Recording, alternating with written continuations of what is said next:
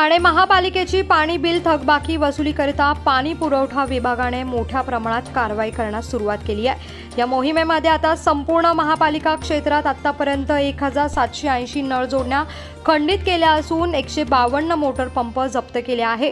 तसेच एकूण 50 pump room seal करण्यात आले असून थकबाकी वसुलीसाठी 3354 थकबाकीदार ग्राहकांना नोटिसा पाठवण्यात आल्या आहे। या पाणी बिल वसुली अभियानामध्ये आतापर्यंत सुमारे 59.43 कोटी रुपयांची वसुली करण्यात आली आहे।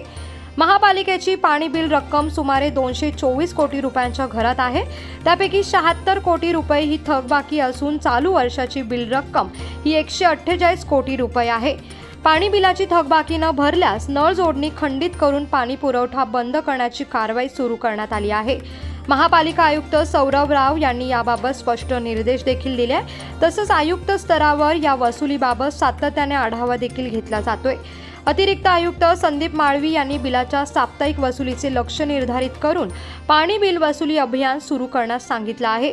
त्यानुसार पाणी बिलाच्या थकबाकीसह वसुलीसाठी महापालिकेच्या सर्व प्रभागात नळ जोडणी खंडित करणे, मोटार पंप जप्त करणे, मीटर रूम सील करण्यात येत आहे। तसंच पाणी बिलाचा भरणा न करता खंडित नळ जोडणी परस्पर पुन्हा कार्यान्वित करून घेतल्यास गुन्हे दाखल करण्याचे निर्देश देखील या ठिकाणी देण्यात आले आहे।